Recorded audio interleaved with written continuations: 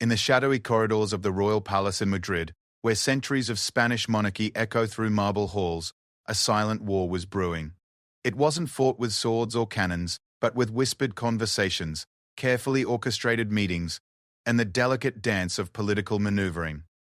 At the center of this invisible battlefield stood King Carlos, a monarch whose vulnerability had become both his greatest weakness and his most dangerous asset. The Royal Guard, sworn to protect not just the physical body of their king, but the very essence of the crown itself, found themselves facing an enemy they had never been trained to combat. This wasn't an assassin lurking in the gardens or a revolutionary storming the gates. This was something far more insidious, far more personal, and infinitely more dangerous to the stability of the Spanish throne. Camilla's arrival in the royal circle had been like a stone thrown into still waters, creating ripples that would eventually become waves, threatening to overwhelm everything in their path. What began as subtle influence had evolved into something much more calculated, much more ambitious. The Guard, with their centuries of tradition and unwavering loyalty, found themselves questioning not just their duties, but their very understanding of what it meant to serve the crown. This is the true story of how the most elite protectors in Spain discovered that sometimes the greatest threats come not from the outside, but from within the very walls they had sworn to defend. It's a tale of loyalty tested, traditions challenged, and the thin line between protection and rebellion when the future of a monarchy hangs in the balance. The morning sun cast long shadows across the courtyard of the royal palace as Commander Miguel Santamaria adjusted his ceremonial sword one final time before entering the king's private chambers. After 23 years of service to the Spanish crown, he had learned to read the subtle signs that indicated trouble was brewing within the palace walls. Today, those signs were everywhere. King Carlos sat at his mahogany desk, surrounded by stacks of official documents that seemed to multiply with each passing hour. At 68, the monarch carried himself with the dignity befitting his position. But Miguel could see the weariness in his eyes. The king's hands, once steady as granite, now trembled slightly as he signed each paper, a detail that would have been imperceptible to most observers but was glaringly obvious to someone trained to notice every vulnerability. The king's morning routine had remained unchanged for decades. He would rise at precisely 6 in the morning, spend an hour in private prayer, review the daily briefings from his advisors, and then begin his official duties. But lately, these routines had been interrupted with increasing frequency by unexpected visits from Camila Rodriguez, a woman whose influence over the royal household had grown exponentially over the past 18 months. Camila had entered their world as the Director of Palace Cultural Affairs, a position that should have been largely ceremonial. She was intelligent, articulate, and possessed an almost supernatural ability to anticipate the king's needs before he expressed them. What had initially appeared to be exceptional dedication to her role had gradually revealed itself to be something far more calculated. Miguel remembered the exact moment he had first suspected that Camilla's intentions went beyond professional excellence. It was during a state dinner 3 months prior, when he had observed her carefully positioning herself in photographs with visiting dignitaries, always ensuring that she appeared prominently alongside the king. Her smile was perfect, her posture impeccable. But there was something in her eyes that reminded Miguel of a chess player studying the board for her next decisive move. The Royal Guard had been founded in the 15th century with a simple mandate: protect the sovereign at all costs. Over the centuries, this protection had evolved to encompass not just physical safety, but political security as well. Miguel and his men understood that threats to the monarchy could come in many forms, and they had been trained to recognize them all. Captain Eduardo Vargas, Miguel's most trusted lieutenant, had been the first to formally voice concerns about Camilla's growing influence. During their weekly security briefing, Eduardo had presented a detailed analysis of the changes in the king's schedule and decision-making patterns since Camilla's appointment. The data was troubling. Royal appointments that had traditionally been handled by the king's long-serving private secretary were now being filtered through Camilla's office. Meetings with cabinet ministers were increasingly scheduled at times when Camilla would be present, ostensibly to take notes or provide cultural context. Most concerning of all, the king had begun making policy decisions without consulting his traditional circle of advisors, instead relying heavily on Camilla's counsel. The transformation in King Carlos himself was perhaps the most disturbing aspect of the entire situation. The monarch, who had always been known for his sharp intellect and decisive leadership, seemed to have become increasingly dependent on others for guidance. His famous memory for names and faces had begun to falter, and he often appeared confused during conversations about matters that should have been routine. "Doctor?" Patricia Morales, the royal physician, had privately expressed concerns to Miguel about the king's declining cognitive function. While she couldn't definitively diagnose the cause without more comprehensive testing, she suspected that the king might be experiencing the early stages of dementia. This suspicion was shared only among the most senior members of the royal household, and the implications were staggering. If the king's mental faculties were indeed declining, it would explain his increased reliance on Camilla's guidance. It would also make him extraordinarily vulnerable to manipulation by anyone clever enough to recognize and exploit his condition. The thought that someone might be taking advantage of the monarch's vulnerability filled Miguel with a cold fury that he struggled to contain. The Spanish constitution provided clear guidelines for succession and regency in cases where the monarch became incapacitated, but these procedures required formal medical evaluation and parliamentary approval. The process was designed to be transparent and democratic, ensuring that any transition of power would be legitimate and properly overseen. However, Miguel suspected that Camila had no intention of following these constitutional procedures. Instead, she seemed to be positioning herself as an indispensable advisor and gatekeeper, gradually assuming more and more control over the king's daily activities and decision-making processes. If successful, she would effectively become a shadow ruler, wielding the power of the crown without any legal authority or democratic mandate. The evidence supporting this theory continued to accumulate. Royal staff members reported that Camilla had begun making personnel decisions traditionally reserved for the king himself. She had also started scheduling private meetings with foreign ambassadors and business leaders, ostensibly on behalf of the Cultural Affairs Department, but clearly exceeding the scope of her official duties. Perhaps most troubling of all, Miguel had learned that Camilla had been quietly building relationships with key figures in the Spanish parliament and military establishment. These connections would be essential if she hoped to maintain her position of influence during any potential transition of power. Lieutenant Ana Fernandez, one of the few female members of the Royal Guard, had been assigned to discreetly monitor Camilla's activities. Her reports painted a picture of a woman who was methodical, patient, and utterly ruthless in pursuing her objectives. Camilla never made careless mistakes or revealed her intentions openly. Instead, she operated with the precision of a master manipulator, who understood exactly how to exploit human psychology and institutional weaknesses. The Royal Guard found themselves in an unprecedented situation. Their traditional enemies had always been external threats: assassins, terrorists, or foreign agents seeking to harm the monarchy. They had extensive training and protocols for dealing with physical violence and obvious conspiracies. But how could they protect their king from someone who had legitimate access to him and was using his own declining mental faculties against him? Miguel spent sleepless nights wrestling with this dilemma. His oath of service required him to protect the king from all threats, but it also demanded absolute loyalty to the crown. If he moved against Camilla without sufficient evidence, he could be accused of exceeding his authority and interfering in political matters. If he waited too long to act, he might find himself complicit in the effective overthrow of the Spanish monarchy. The situation was further complicated by the king's obvious affection for Camilla. During their interactions, he displayed a warmth and engagement that had been absent from his demeanor for months. Whether this was genuine emotional connection or simply the result of Camilla's careful manipulation was impossible to determine, but the king clearly trusted her completely. As Miguel prepared for another day of careful observation and growing anxiety, he realized that the Royal Guard was facing its greatest challenge in centuries. The stakes could not be higher. The future of Spanish democracy, the stability of the monarchy, and the very survival of institutions that had served the nation for generations all hung in the balance. The morning briefing revealed that Camilla had scheduled another private meeting with the king, this time to discuss what she described as urgent cultural initiatives. Miguel knew that he and his men were running out of time to understand her true intentions and develop a strategy to protect their vulnerable monarch. The quiet king needed his guardians now more than ever, even if he could no longer recognize the danger that surrounded him. The storm clouds were gathering, and Miguel could sense that the upcoming confrontation would test everything he believed about duty, loyalty, and the price of protecting those who could no longer protect themselves. The revelation came on a Tuesday morning, when Lieutenant Ana Fernandez burst into Commander Miguel Santamaria's office with evidence that would change everything. In her hands, she carried a folder containing photographs, audio recordings, and documents that painted a chilling picture of Camila Rodriguez's true agenda. The months of careful surveillance had finally yielded the proof they desperately needed. But the scope of the conspiracy was far more extensive than anyone had imagined.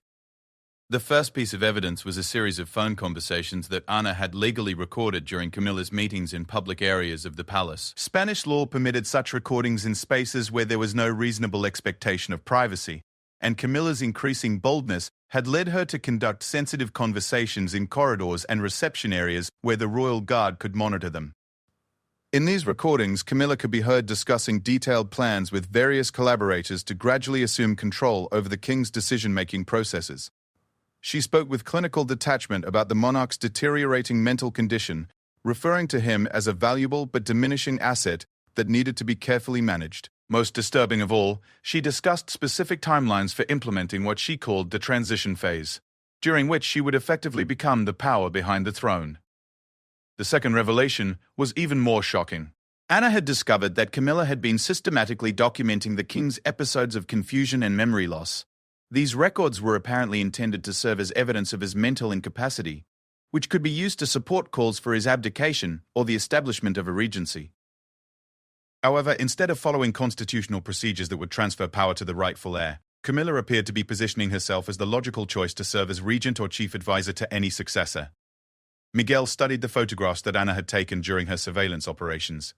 They showed Camilla meeting with prominent politicians, business leaders, and media figures at various locations throughout Madrid. The pattern was clear. She was building a network of supporters who would legitimize her eventual seizure of power.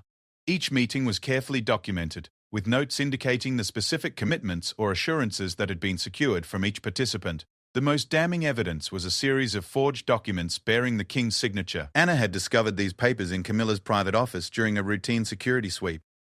The forgeries were sophisticated, clearly created by someone with access to authentic royal documents and considerable skill in replicating the king's handwriting. These false papers granted Camilla expanded authority over palace operations and financial decisions, essentially giving her legal cover for her increasingly bold actions.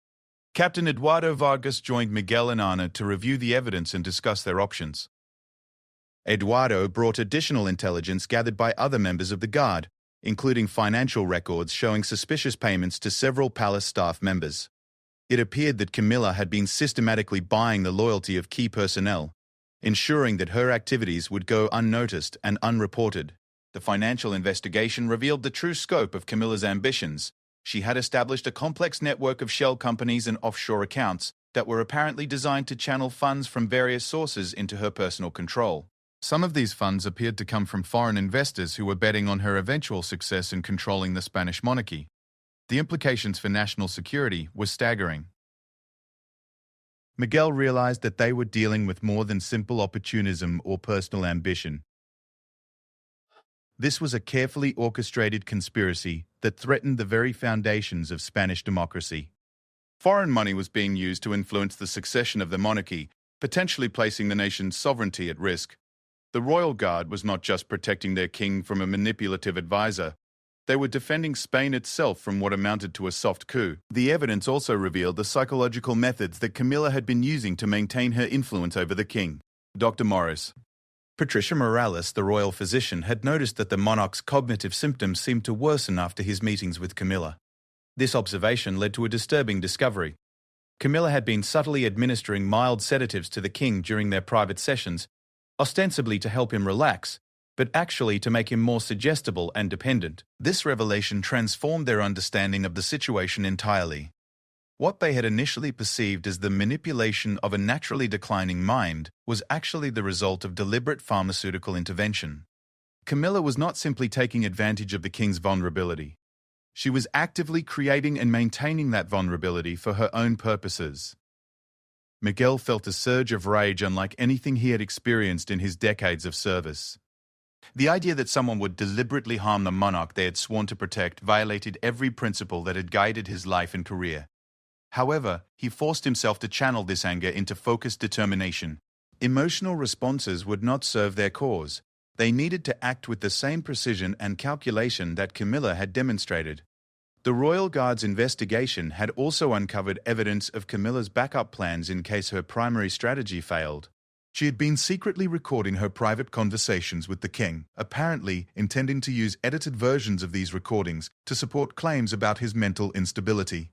She had also been photographing confidential documents and correspondence, building an archive that could be used for blackmail or political manipulation. Anna's report included details about Camilla's communication with foreign intelligence services. While there was no direct evidence of treasonous activity, the pattern of contacts suggested that she was at least sharing information about the king's condition and the internal dynamics of the royal household with representatives of other nations. This intelligence could be used to influence Spanish policy or to gain advantages in international negotiations. The web of deception extended throughout the palace hierarchy. Camila had recruited allies among the administrative staff, palace security personnel, and even some members of the king's extended family. Each of these individuals had been approached with carefully crafted appeals to their personal interests or concerns about the monarchy's future. Some were promised positions in a reformed royal household, while others were simply paid for their cooperation. Miguel was particularly disturbed to learn that Camila had been manipulating the king's relationship with his legitimate heirs. She had been subtly undermining their access to the monarch, creating artificial conflicts and misunderstandings that would justify reducing their involvement in royal affairs. If successful, this strategy would clear the path for her own assumption of power, while simultaneously weakening any potential opposition from the royal family itself. The evidence also revealed the timeline for Camilla's final move. She was planning to trigger a public crisis that would force a formal evaluation of the king's mental capacity. This evaluation would be conducted by doctors she had already recruited, ensuring a predetermined outcome that would support her narrative about the need for new leadership. The crisis would be carefully orchestrated to appear natural and inevitable, giving her actions the appearance of legitimate response to circumstances rather than manufactured opportunity. Eduardo pointed out that they were running out of time to prevent this crisis. Camilla's preparations were nearly complete, and several indicators suggested that she was planning to act within the next few weeks. The royal guard would need to move quickly and decisively if they hoped to protect their king and preserve the constitutional order that had served Spain for generations. Miguel understood that they faced a delicate balancing act. They needed to expose Camilla's conspiracy without creating the very crisis she was hoping to exploit. Any action that appeared to be a military or security coup could undermine public confidence in democratic institutions and potentially trigger the constitutional crisis that Camila was planning to manipulate. The commander spent hours reviewing their options and consulting with his most trusted advisors. They needed a strategy that would neutralize Camilla's threat while protecting the king's dignity and maintaining the stability of the monarchy. The evidence they had gathered was compelling, but it would need to be presented carefully to ensure that it would be believed and acted upon by the appropriate authorities. As Miguel prepared to brief his superiors and begin the process of formally responding to Camilla's conspiracy, he reflected on the unprecedented nature of the situation. The royal guard had protected Spanish monarchs from countless threats over the centuries, but they had never faced an enemy who possessed such intimate access to their protectee, or who understood so thoroughly how to exploit institutional weaknesses. The web of deception that Camila had woven around King Carlos was intricate and sophisticated, but it was not impenetrable. The truth had a way of emerging, and dedicated people who understood their duty could find ways to defend what was right and just. Miguel was determined that the Royal Guard would prove worthy of their centuries-old mission, even as they faced the most complex and dangerous threat in their history. The chess match between the Royal Guard and Camila Rodriguez entered its most dangerous phase on a cold October morning, when Commander Miguel Santamaria received word that the king had signed documents transferring significant financial authority to Camila's office. The papers bore all the hallmarks of the forged signatures they had discovered, but these had been witnessed by officials who claimed to have observed the king signing them personally.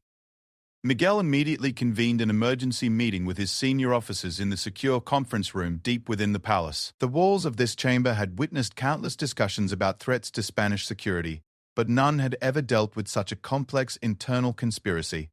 Captain Eduardo Vargas spread the evidence across the mahogany table, while Lieutenant Ana Fernandez presented her latest intelligence about Camilla's accelerating timeline. The situation had reached a critical juncture. Camila was no longer content to work behind the scenes. She was beginning to assert direct control over royal resources and decision-making processes. The documents signed that morning gave her authority over a substantial portion of the royal household budget and the ability to make personnel decisions that had traditionally required the king's personal approval. With these powers, she could effectively control access to the monarch and eliminate anyone who might threaten her position. Miguel studied the surveillance reports from the previous week.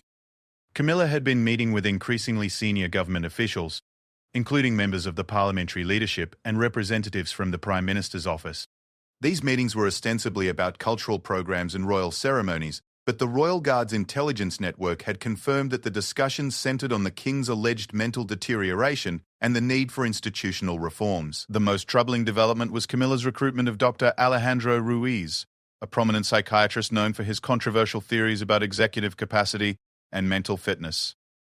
Dr. Ruiz had recently published articles arguing that traditional concepts of royal competency were outdated and that modern monarchies needed more flexible approaches to questions of mental capacity. His involvement suggested that Camilla was preparing to move from covert manipulation to open challenges to the king's fitness to rule. Anna reported that Dr. Ruiz had been granted unprecedented access to the king's medical records and had been scheduling regular private evaluations disguised as routine health consultations. The royal physician, Dr. Corinsol, Patricia Morales, had been systematically excluded from these sessions, ostensibly due to scheduling conflicts, but clearly as part of a deliberate effort to control the narrative about the king's condition. The Royal Guard's investigation had also uncovered evidence that Camilla was preparing to leak selective information to the press about the king's mental state. She had been cultivating relationships with several prominent journalists, providing them with anonymous tips and documents that painted a picture of a monarch who was no longer capable of fulfilling his constitutional duties. These media contacts were being carefully managed to ensure that any eventual public revelations would support her preferred narrative. Miguel realized that they were fighting a war on multiple fronts. Camilla was simultaneously working to control the king directly, build political support for her eventual takeover, manipulate medical evaluations to support her claims about royal incapacity, and shape public opinion through strategic media leaks. Each of these efforts reinforced the others, creating a comprehensive strategy that would be difficult to counter without equally sophisticated planning. The commander decided that the Royal Guard needed to move from passive observation to active intervention. However, any direct action against Camilla would need to be carefully coordinated to avoid creating the very crisis she was hoping to exploit. Miguel began developing a multi-pronged strategy designed to neutralize each aspect of Camilla's conspiracy while protecting the institutional integrity of the monarchy. The first element of this strategy involved securing the king's medical care and ensuring that his actual condition could be properly evaluated. Miguel arranged for Dr. Morales to conduct comprehensive neurological testing in a secure facility away from the palace. These tests would be performed by independent specialists who had no connection to either Camilla or Dr. Ruiz, providing an objective assessment of the monarch's cognitive function. Captain Eduardo was assigned to lead a discreet investigation into the financial network that Camilla had established. This investigation would involve cooperation with Spanish intelligence services and international law enforcement agencies to trace the sources of foreign funding and identify any potential national security threats. The goal was to build a comprehensive picture of Camilla's financial backing and political connections. Lieutenant Anna received responsibility for counterintelligence operations designed to disrupt Camilla's media strategy. This involved providing trusted journalists with accurate information about the conspiracy while ensuring that any premature revelations would not damage the monarchy's reputation. Anna would also work to identify and neutralize Camilla's sources within the palace staff. Miguel personally took charge of the most delicate aspect of their response, protecting the king, while gradually reducing Camilla's access to him. This required careful coordination with other members of the royal household and the implementation of new security procedures that would appear routine but would effectively limit Camilla's opportunities for private manipulation. The implementation of these strategies required unprecedented cooperation between the Royal Guard and other Spanish security agencies. Miguel met with representatives from the Centro Nacional de Inteligencia, Spain's primary intelligence service, to brief them on the foreign connections that had been discovered during their investigation. The CNI agreed to provide resources and expertise while allowing the Royal Guard to maintain operational control over palace security matters. The first major breakthrough came when Dr. Morales completed her independent evaluation of King Carlos. The results were both encouraging and alarming. While the king did show some signs of age-related cognitive decline, his condition was far less severe than Camilla's manipulations had suggested. More importantly, toxicology tests revealed traces of mild sedatives in his system, confirming their suspicions about pharmaceutical manipulation. This medical evidence provided the Royal Guard with proof of actual criminal activity. Administering drugs to someone without their knowledge or consent constituted assault under Spanish law, regardless of the perpetrator's motives or institutional position. However, Miguel understood that prosecuting Camila for this crime would require exposing the king's vulnerability in ways that could damage the monarchy's reputation. Eduardo's financial investigation yielded equally significant results. The network of shell companies and offshore accounts that Camila had established was far more extensive than they had initially realized. Money was flowing from sources in several different countries, including some nations that had historically been hostile to Spanish interests. The total amount of funding was substantial enough to support a major political operation, confirming that this conspiracy had significant international dimensions. Perhaps most importantly, Eduardo discovered evidence that Camila had been making payments to several members of the Spanish parliament. These payments were disguised as consulting fees and cultural program donations, but the timing and amounts suggested that they were actually bribes intended to secure political support for her eventual assumption of power. This evidence would be crucial for convincing government officials to take action against the conspiracy. Anna's counterintelligence operations began to yield results as well.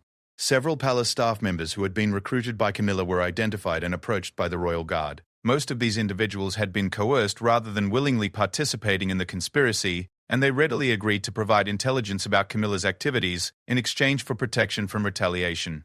The most valuable of these assets was Carlos Mendez, Camila's personal assistant, who had been documenting her activities out of growing concern about their implications. Carlos provided the royal guard with copies of Camila's private correspondence, including communications with foreign contacts and detailed plans for the upcoming crisis. That would trigger her final move against the king. These documents revealed that Camila was planning to orchestrate a public incident that would demonstrate the king's unfitness to rule. The plan involved provoking him during a televised ceremony, causing him to become confused or agitated in front of the cameras. This footage would then be used to justify calls for his immediate abdication and the establishment of an emergency regency council that Camila would effectively control. Miguel realized that they had discovered Camila's timeline just in time. The planned incident was scheduled to occur during the upcoming annual ceremony honoring Spain's democratic transition. This event was always heavily covered by the media and attended by senior government officials, making it the perfect venue for the kind of public demonstration that Camila required. The Royal Guard now faced their final and most crucial challenge, preventing this staged crisis while simultaneously exposing Camila's conspiracy to the appropriate authorities. They would need to act with perfect timing and coordination to ensure that justice was served without damaging the institutions they had sworn to protect. As Miguel prepared for the decisive confrontation, he reflected on the irony of their situation. The Royal Guard had spent months fighting a shadow war against an enemy who understood their weaknesses and exploited their commitment to discretion and institutional loyalty. Now, they would need to use those same qualities as weapons in the final battle to protect their vulnerable king and preserve the constitutional order that had served Spain for generations. The silent war was about to become very loud indeed, and the future of the Spanish monarchy hung in the balance. Miguel was determined that when the dust settled, the forces of loyalty and justice would emerge victorious, no matter what the personal cost might be to those who had chosen to stand against the darkness that threatened to consume everything they held sacred. The morning of the annual democratic transition ceremony dawned grey and ominous, mirroring the tension that gripped the royal palace as Commander Miguel Santamaria made his final preparations for the confrontation that would determine the fate of the Spanish monarchy. Every detail had been carefully orchestrated, every contingency planned for, but Miguel understood that success would ultimately depend on split-second timing and the courage of men and women who had dedicated their lives to protecting the crown. Camila Rodriguez arrived at the palace earlier than usual that morning, her demeanor betraying none of the anxiety that Miguel suspected she must be feeling. She moved through the corridors with her characteristic confidence, greeting staff members and making final adjustments to the ceremony's cultural presentation. To any casual observer, she appeared to be simply fulfilling her official duties as Director of Palace Cultural Affairs. Only those who knew to look for the signs could detect the subtle indicators that this was a woman preparing for the most important performance of her life. Miguel had positioned his people strategically throughout the palace, each officer assigned specific responsibilities in the coordinated operation that would unfold over the next several hours. Lieutenant Ana Fernandez was stationed in the communications center, ready to coordinate with external law enforcement agencies when the signal was given. Captain Eduardo Vargas had assumed responsibility for securing the king's private chambers and ensuring that no unauthorized personnel could access the monarch before or during the ceremony. The evidence that the Royal Guard had assembled over the previous months was now in the hands of Prosecutor Maria Elena Vega, one of the few people in the Spanish justice system who possessed both the legal authority and the personal integrity necessary to handle such a sensitive case. Prosecutor Vega had spent the previous week reviewing the evidence and coordinating with international law enforcement agencies to ensure that all aspects of Camila's conspiracy could be properly addressed. King Carlos himself remained unaware of the drama unfolding around him. The medical treatment that Dr. Patricia Morales had secretly provided had gradually cleared the sedatives from his system, and his cognitive function had improved significantly over the past 2 weeks. However, Miguel had made the difficult decision to keep the king uninformed about Camila's conspiracy until after it had been fully neutralized. The monarch's safety and the success of their operation both depended on his reactions appearing natural and unforced. The ceremony was scheduled to begin at precisely noon, with the king delivering a speech about democracy and constitutional monarchy to an audience that included senior government officials, foreign ambassadors, and representatives from Spain's major media outlets. According to the intelligence that Carlos Mendez had provided, Camila planned to trigger the king's public breakdown during the question and answer session that would follow the formal address. Miguel had spent considerable time studying the planned provocation. Camila intended to ask the king a series of increasingly complex questions about recent policy decisions, deliberately focusing on matters that she knew would confuse him due to his ongoing recovery from the pharmaceutical manipulation. Her goal was to create a moment of obvious mental failure that would be captured by the television cameras and broadcast throughout Spain and beyond. The counter-operation that Miguel had designed was elegant in its simplicity. Rather than attempting to prevent Camila's provocation entirely, they would allow her to begin her planned attack and then use that moment to expose her conspiracy to the assembled audience. The revelation would be dramatic and undeniable, turning Camila's weapon against her and demonstrating her true character to the very people she had hoped to convince. As the guests began to arrive for the ceremony, Miguel conducted a final review of the security arrangements with his senior officers. Every aspect of the operation had been rehearsed multiple times, and contingency plans had been developed for any possible complications. The Royal Guard had never undertaken such a complex operation, but Miguel was confident that their training and dedication would prove sufficient for the challenges ahead. The ceremony began without incident, with King Carlos delivering his prepared remarks about the importance of democratic institutions and the role of the monarchy in modern Spain. His performance was flawless, displaying none of the confusion or uncertainty that Camila had been counting on. Miguel could see the surprise and concern on Camila's face as she realized that something had changed in the king's condition. When the time came for the question and answer session, Camila rose from her designated seat and approached the microphone that had been set up for audience members. Miguel could see the determination in her eyes as she prepared to launch the attack that she believed would crown her months of careful planning. However, she had no way of knowing that Carlos Mendez had already provided the Royal Guard with the exact text of the question she intended to ask. Camila began her provocation exactly as her assistant had predicted, asking the king about recent policy decisions that she believed would confuse him. However, instead of the confused response she expected, King Carlos answered each question with clarity and precision. Miguel could see the growing panic in her expression as she realized that her carefully planned crisis was failing to materialize. It was at that moment that Miguel gave the prearranged signal to Lieutenant Ana. The communications center immediately established contact with Prosecutor Vega, who was standing by with arrest warrants and a team of judicial police. Simultaneously, Eduardo and his men moved to secure all exits from the ceremony hall, ensuring that Camila could not escape when the truth was revealed. Miguel himself approached the podium where Camila stood, his movement causing a murmur of confusion among the assembled guests. With calm professionalism, he announced that new information had come to light regarding threats to the security of the monarchy, and that it was necessary to briefly interrupt the ceremony to address these concerns. What followed was a carefully orchestrated revelation that stunned the audience and exposed Camila's conspiracy in all its calculated detail. Miguel presented the evidence that the Royal Guard had gathered, including the forged documents, the recorded conversations, the financial records, and the testimony of palace staff members who had been coerced into participating in the plot. The most damaging evidence was the recording of Camila's own words, played for the assembled audience, in which she discussed her plans to manipulate the king's mental condition and seize control of the monarchy. The clinical detachment with which she had discussed the monarch's vulnerability and her intention to exploit it for personal gain shocked even the most cynical observers in the audience. Prosecutor Vega then took the podium to formally announce the charges that were being brought against Camila and her co-conspirators.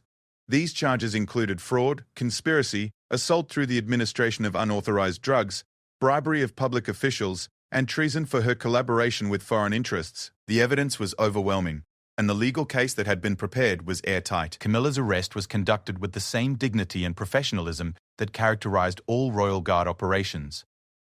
She was taken into custody without incident, though Miguel could see the fury and disbelief in her eyes as she realized that her carefully constructed plan had been completely unraveled. The woman who had believed herself clever enough to outwit centuries of institutional wisdom and loyal service had discovered that some things could not be manipulated or corrupted. In the days that followed, the full scope of Camilla's conspiracy became clear as investigators followed the threads that the Royal Guard had uncovered.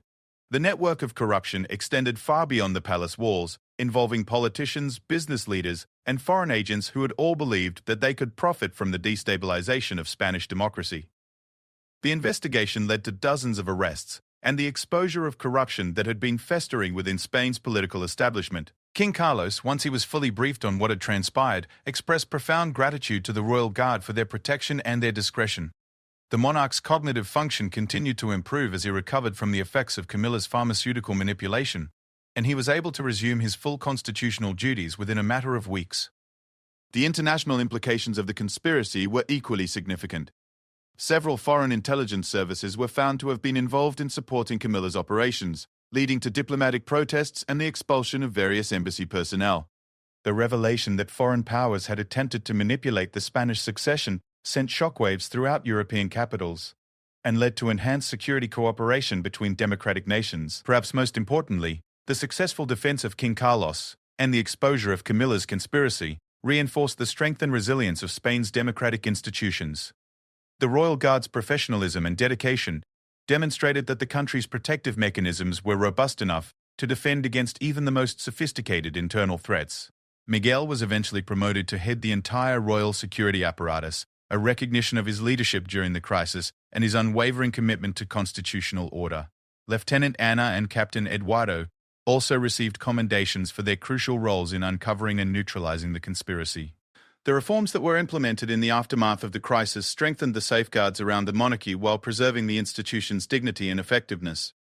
New protocols were established for monitoring the health and security of the royal family, and additional oversight mechanisms were created to prevent future attempts at manipulation or corruption. Camila Rodriguez was ultimately convicted on all charges and sentenced to 25 years in prison. Her co-conspirators received varying sentences depending on their level of involvement, but the message was clear that attacks on Spanish democracy would be met with the full force of the law. The story of the Royal Guard's defense of King Carlos became a source of pride for Spain, and a reminder that democracy's strength ultimately rests not in its institutions alone, but in the character and dedication of the people who serve those institutions. Miguel and his officers had proven that loyalty, courage, and professional excellence could triumph over manipulation, corruption, and foreign interference. As Miguel reflected on the events of those tumultuous months, he understood that the Royal Guard had fulfilled their ancient mission in a thoroughly modern context. They had protected their king not just from physical harm, but from those who would exploit his vulnerability for their own gain. In doing so, they had defended not just the monarchy, but the very principles of democratic governance that made Spain a free and sovereign nation. The crown had been restored to its rightful place, not through force or political maneuvering, but through the careful application of justice and the unwavering commitment of those sworn to serve. It was a victory that honored both tradition and progress, demonstrating that some things remain sacred even in an age of cynicism and corruption.